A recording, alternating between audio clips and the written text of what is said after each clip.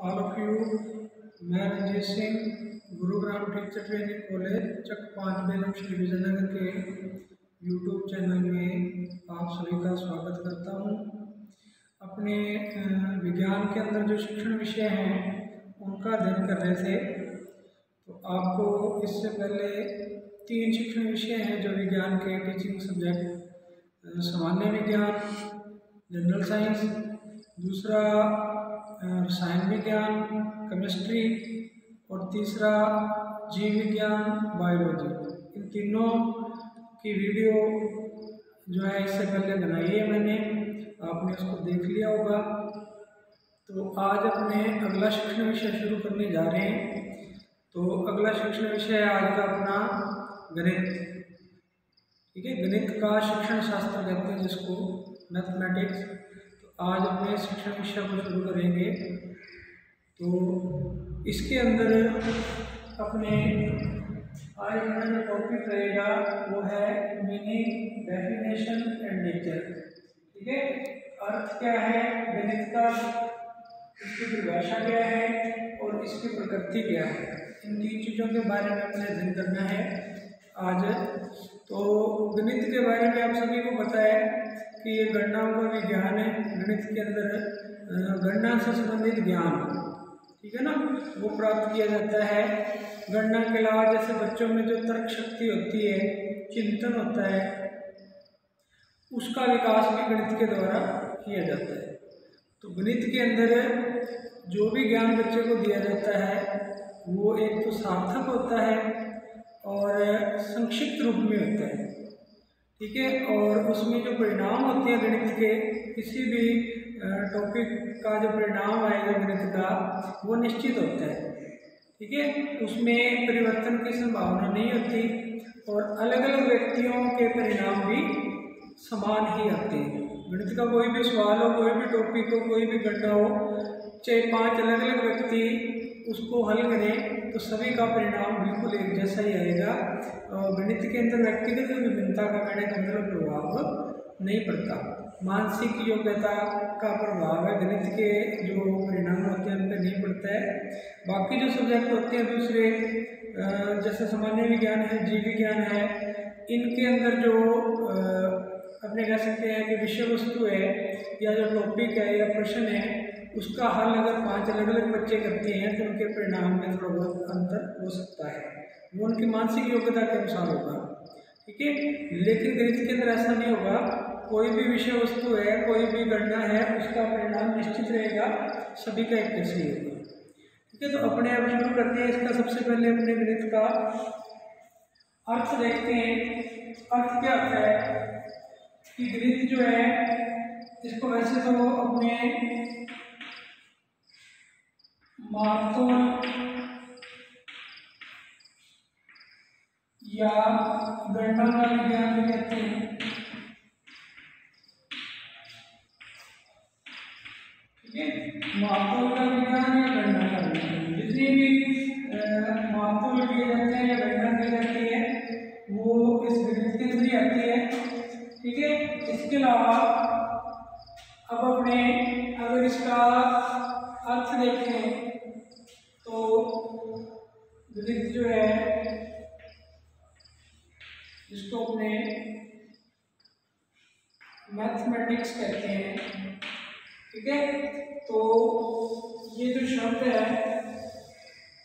Mathematics, ठीक है, तो एक लैटिन भाषा का शब्द होता है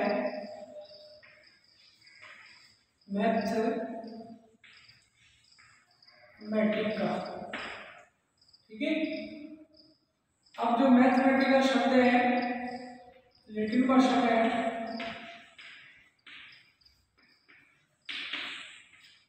लैटिन भाषा का शब्द है, ठीक है। और इसका अर्थ होता है जानना,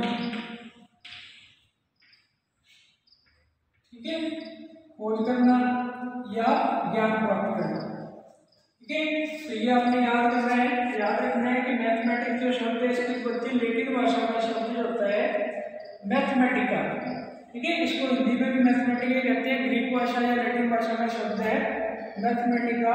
तो इस मैथमेटिका शब्द से इसकी उत्पत्ति हुई है, जिसका अर्थ होता है जानना, ठीक है ना, खोजना, या अपने यूं में कह सकते हैं सीखी जाने वाली,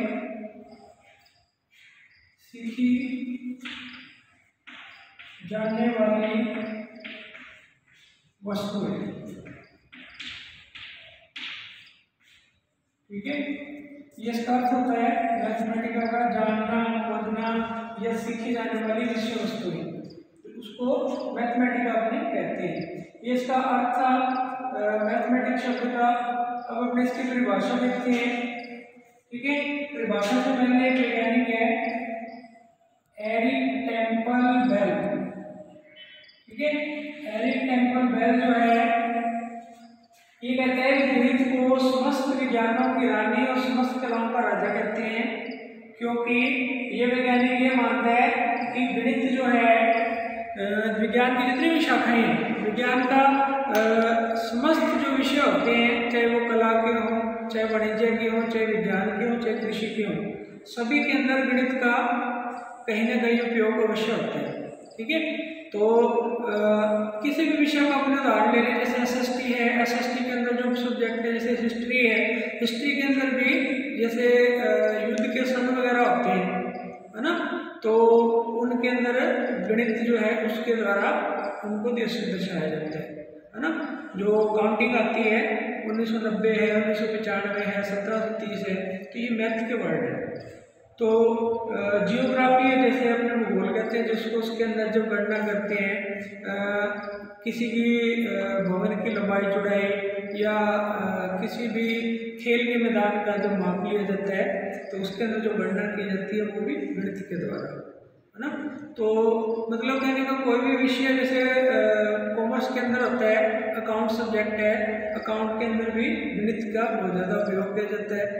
इसलिए उसने ये कहा कि समस्त विज्ञानों की रानी है, समस्त विज्ञानों का मतलब सभी विषय, जितने भी विषय होते हैं उन सभी की रानी कहा जाता है गणित को, क्योंकि सभी पे इसका प्रभाव रहता है ना। और समस्त कलाओं का राजा, समस्त कलाएं होती हैं, जो कलाएं जो आर्ट होते हैं उनके अंदर भी गणित का उपयोग होता है। जैसे पेंटिंग है, कला ही एक पेंटिंग बनाते हैं बच्चे, चित्र बनाते हैं, ड्राइंग होती है, उसके अंदर जब अपने को कोई पेंटिंग बनाना है, कोई चित्र बनाना है, तो चार्ट का जो साइज होता है जिसमें वो बनाया जाएगा, है ना, वो साइज जो लिया जाएगा वो गणित की सहायता से उसके साइज का निर्धारण करेंगे। फिर उसमें जो पेंटिंग कितने कितने क्षेत्र में कितना उसको बांधा जाएगा, कितनी उसकी चौड़ाई रहेगी, कितनी लंबाई रहेगी, वो भी गणित के द्वारा। तो जितनी भी कलाएं हैं, है ना, उन सभी के अंदर गणित का उपयोग होता है। तो इसलिए इसको ये वैज्ञानिक ने नाम दिया है कि समस्त विज्ञानों की रानी और समस्त कलाओं का राजा कहते हैं, ठीक है। अब अपनी परिभाषा देखते हैं गणित की। तो परिभाषा लोक वैज्ञानिक है, लोक के अनुसार गणित वह मार्ग है जिसके द्वारा बच्चों के मन या मस्तिष्क में तर्क करने की आदत स्थापित होती है, ठीक है ना। यह एक प्रकार का मार्ग है, गणित विषय जो है बच्चों को एक मार्ग दिखाता है, कौन सा, जिसके द्वारा बच्चों के मन या मस्तिष्क में तर्क करने की क्षमता।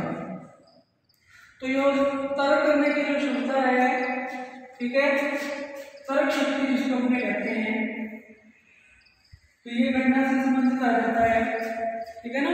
चिंतन या तर्क किसी भी चीज के बारे में बच्चे को देना होता है ना, तो वो क्षमता जो आएगी उसमें गणित के द्वारा आएगी, ठीक है। कोई सवाल है, उसका हल कैसे किया जा सकता है, कोई समस्या उसका समाधान कैसे कर सकते हैं, इसके बारे में जब बच्चे को तर्क देना होता है, या कोई भी अपने कह सकते हैं क्रिया है या कोई भी घटना है उसके बारे में अपना तर्क देना है बच्चे को, तो तर्क देने की क्षमता है गणित के द्वारा, ठीक है। तो गणित वह मार्ग है जिसके द्वारा बच्चों के दिमाग में या मस्तिष्क में तर्क करने की क्षमता आ जाती है, ठीक है। तर्क करने या निर्णय करने की क्षमता भी कह सकते हैं वो गणित के द्वारा ही आती है। तो ये इसकी जो परिभाषा है लोक वैज्ञानिक ने बताई है, ठीक है। इसके अलावा गणित की बहुत सारी परिभाषाएं हैं और भी, तो आप उनको और भी देखनी है तो देख सकते हैं। तो मेन इसका एक तो अर्थ और एक इसकी परिभाषा ये आपको पता होनी चाहिए। अब गणित जो है इसकी अपने परिभाषा कर ली, अर्थ कर लिया, अब है अपने पास इसकी प्रकृति। नेचर क्या होती है मैथ की, इसकी प्रकृति के बारे में अपने को देख रहे हैं।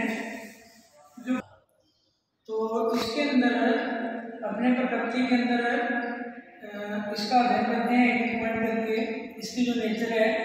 वैसे तो अपने को जो गणित है यथार्थ का विज्ञान है, आंकड़ों पे आधारित है, ये परिणामों की इसमें निश्चित ही होती है ना, इसमें कोई फेरबदल अपने नहीं कर सकते। फिर भी इसके कुछ पॉइंट है, हम इसका अध्ययन कर लेते हैं।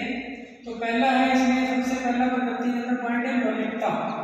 ठीक है, तो गणित की जो प्रकृति है वो मौलिकता वाली होती है, इसकी जो नेचर है।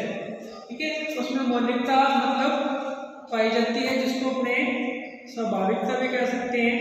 अब मौलिकता के अंदर अपने गणित का जब अध्ययन करना है प्रकृति का, तो उसमें मौलिकता के अंदर अपने क्या देखना है कि गणित के जो भी आंकड़े होते हैं या जो भी इसका ज्ञान है वो तथ्यों पर आधारित होता है ना।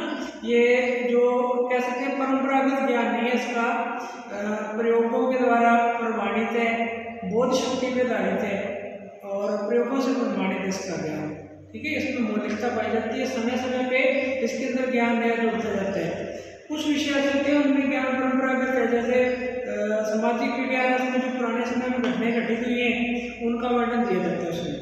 लेकिन गणित के अंदर ऐसा नहीं है, इसका जो भी ज्ञान है वो बोध शक्ति पे, मतलब दिमाग संबंधित जो शक्ति है, तर्क शक्ति वाली बात, उससे संबंधित है और उसमें मौलिकता पाई जाती है, तथ्यों पे आधारित है ना, वास्तविक होता है। ये मतलब गणित का जो ज्ञान है ये गणित की प्रकृति है। दूसरे इसके अंदर आ जाता है संक्षिप्तता। संक्षिप्तता का मतलब कि इसके अंदर जो भी गणित के अंदर विषय वस्तु होती है वो संक्षिप्त रूप में दी जाती है, या गणित का जो भी ज्ञान दिया जाता है बच्चों को कक्षा कक्ष के अंदर विषय वस्तु होती है वो संक्षिप्त रूप में होती है। संक्षिप्त रूप में जैसे कि अपने कह सकते हैं कि इसमें मानचित्र की सहायता से बच्चों को ज्ञान करवाया जाता है गणित का। तो मानचित्र के अंदर जो आंकड़े हैं, वैसे तो वो आंकड़े बहुत बड़े बड़े होते हैं, लेकिन मानचित्र के अंदर जब उनको दर्शाया जाता है तो बहुत ही छोटा रूप बन जाता है ना। या आपने कोई गणना करनी है, जैसे इसमें ट्रेन से संबंधित सवाल आ जाते हैं कई बार। ठीक है, लंबाई चौड़ाई बहुत ज़्यादा होती है, लेकिन जब हम उसको गणित के अंदर हल करते हैं तो संक्षिप्त रूप उसका बन जाता है। रेखा चित्र की सहायता से गणित का ज्ञान दिया जाता है बच्चों को, है ना। इसमें जैसे फॉर्मूला है, कोई गणित का कोई सिद्धांत है, रेखा चित्र है, किरण होती है, इसके अंदर रेखाखंड होता है, कोण होते हैं। तो ये सारे जो संकेत हैं गणित का ज्ञान देने के लिए, है ना। तो गणित का जो ज्ञान है वो संकेतों के द्वारा ज़्यादा दिया जाता है बच्चों को। जैसे त्रिभुज के द्वारा बच्चे को त्रिभुज से संबंधित जितनी भी आकृतियाँ होती हैं उनका अध्ययन त्रिभुज के सहायता से अपने करवा सकते हैं, है ना।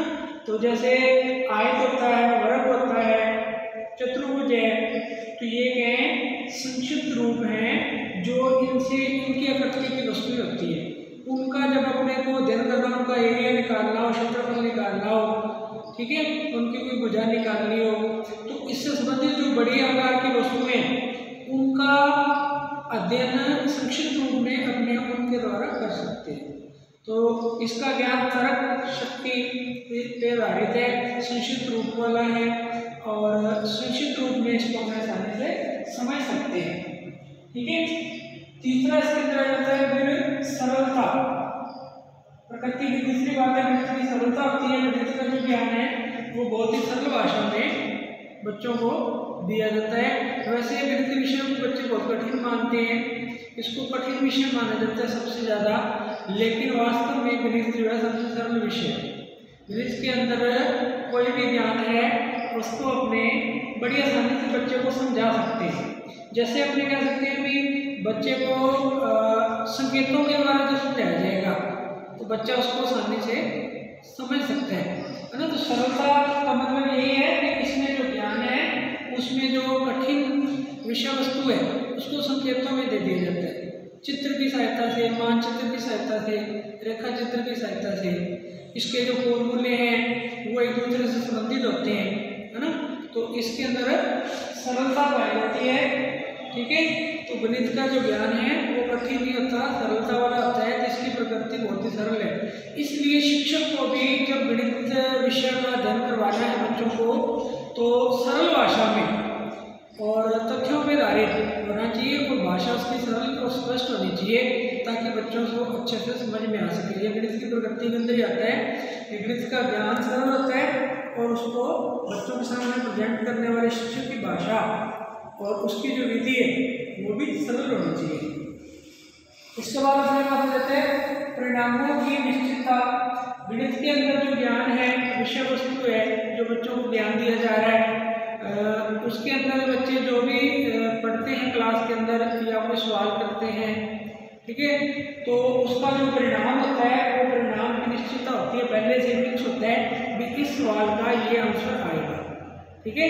अब इसमें एक क्लास में 20 बच्चे बैठे हैं, सभी की मानसिक शक्ति अलग अलग है, क्योंकि व्यक्तिगत विभिन्नता पाई जाती है बच्चों में, मानसिक शारीरिक रूप से अलग अलग है सभी बच्चे, संवेदनात्मक रूप से भी अलग हैं। तो गणित के अंदर कोई भी टॉपिक होगा, कोई भी विषय वस्तु होगी, कोई भी सवाल होगा, कोई भी समस्या होगी, उसको अगर 20 बच्चे अलग अलग करेंगे मानसिक योग्यता वाले, तो सभी का परिणाम क्या होगा, एक ही आएगा, और वो परिणाम पहले से निश्चित होता है, ठीक है ना। सवाल को हल करने से पहले शिक्षक को पता होता है कि इस सवाल का परिणाम ये निकलेगा। इसलिए गणित के अंदर जो परिणाम होते हैं वो निश्चित होते हैं, इनको अपने बदल नहीं सकते, या किसी भी समूह की जो मानसिक शक्ति है या किसी भी व्यक्ति की जो मानसिक शक्ति है उसको प्रभावित नहीं कर सकती। अगर एक ही सवाल को 5 अलग अलग बच्चों से अलग अलग समय में हल करवाया जाए, तो उसका परिणाम निश्चित होगा, एक ही होगा, उनकी मानसिक विभिन्नता उसको प्रभावित नहीं कर सकती है। इसलिए गणित का यह सबसे महत्वपूर्ण गुण है इसकी प्रकृति का, जिसमें परिणाम निश्चित है। बाकी जो दूसरे सब्जेक्ट हैं जैसे जीव विज्ञान है, रसायन विज्ञान है, भौतिक विज्ञान है, सामाजिक है, आर्ट्स और साइंस के, उन सभी में परिणामों की पूर्णतः निश्चितता नहीं होती। निश्चितता तो होती है लेकिन पूर्ण रूप से निश्चित परिणाम नहीं होते, क्योंकि 10 बच्चे जो है एक टॉपिक के ऊपर, विषय वस्तु के ऊपर जब अपना परिणाम देंगे, अपना आंसर लिखेंगे, तो उनकी मानसिक शक्ति उसको प्रभावित करेगी। सभी के परिणाम में थोड़ा थोड़ा अंतर रहेगा, एक जैसे नहीं हो सकते, और अपने उनको गलत भी नहीं ठहरा सकते। लेकिन गणित में ऐसा नहीं होता, इसकी सबसे बड़ी विशेषता है जिसके परिणाम पहले से निश्चित है, उनको अपने बदल नहीं सकते, ना कोई बच्चा उसको प्रभावित करते हैं। शिक्षक की मानसिक योग्यता या शिक्षक भी इसके परिणामों को बदल नहीं सकते। अगला है परिणामों की सत्यापन।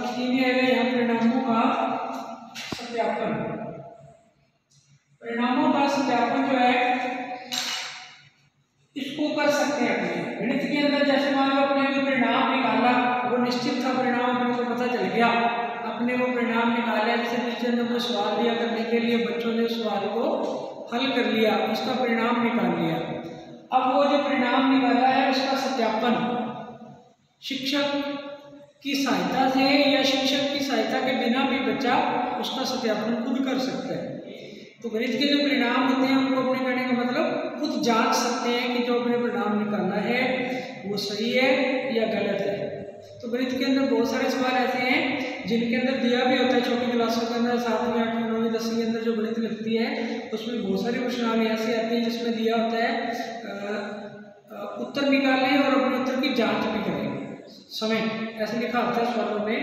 तो मतलब बच्चा अपने परिणाम की जांच करके समय पता लगा सकता है कि मैंने जो परिणाम निकाला है वो सही है या गलत है। अन्य विषयों में यह सुविधा उपलब्ध नहीं होती है, ठीक है। जीव विज्ञान है, ये विस्तार वाला विषय है, इसके अंदर थ्योरी ज़्यादा होती है, तो या SST है, उसमें बहुत बड़े बड़े आंसर होते हैं सवालों के, प्रश्नों के, तो उनमें परिणामों की जांच बच्चा समय नहीं कर सकता, पता नहीं लगा सकता कि मैंने जो परिणाम लिखा है वो पूर्ण से सही है या आंशिक रूप से सही है या गलत है।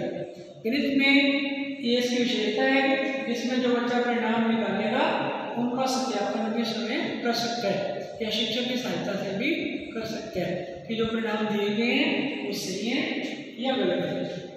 इसके बाद आ जाता है शुद्धता। गणित के अंदर जो विषय वस्तु होती है, जो सवाल होते हैं, जो आंकड़े होते हैं, उनका जो डाटा होता है वो तथ्यों पर आधारित होता है। मैंने आपको पहले भी बता दिया है ना, प्रयोगों पर आधारित है, तथ्यों पर आधारित है, बौद्धिक शक्ति पे आधारित है। इसलिए उनके अंदर एक्यूरेसी होती है, शुद्धता होती है, बिल्कुल शुद्ध होती है। गणित के अंदर जो भी सवाल दिया जाएगा उसका परिणाम भी शुद्ध होगा, वो सवाल भी शुद्ध होगा, है ना। बाकी विषय जो है उनके अंदर अपने कह सकते हैं भी कई बार त्रुटियां आ जाती है। परिणाम जो है एक प्रश्न के जो परिणाम है दो अलग अलग प्रकार के भी हो सकते हैं, उनमें थोड़ी विभिन्नता आ सकती है, दोनों ही सही हो सकते हैं, गलत नहीं हो सकते। लेकिन गणित के अंदर बिल्कुल शुद्धता पाई जाती है, इसके जो परिणाम है वो पूर्णतः शुद्ध होते हैं, इसका जो ज्ञान है वो भी पूर्णतः शुद्ध होता है और निश्चित होता है। इसके अंदर जो अपने संकेत यूज करते हैं बच्चों को पढ़ाते समय गणित के अंदर, वो संकेत भी पूर्णतः शुद्ध होते हैं, उनको ना तो बदला जा सकता है और ना उनके अंदर जोड़ तोड़ की जा सकती है। ठीक है, तो ये अपने गणित की प्रकृति के बारे में पढ़ा, मीनिंग पढ़ा, पहले हमने साथ पढ़ा, फिर इसके अंदर परिभाषा पढ़ी, फिर इसके अंदर प्रकृति पढ़ी। ये दोनों टॉपिक आपको मैंने करवा दिए हैं, उम्मीद है कि आपको अच्छे से समझ आ गए होंगे। फिर भी किसी को कोई समस्या हो तो वह कमेंट करके पूछ सकता है। Thank you.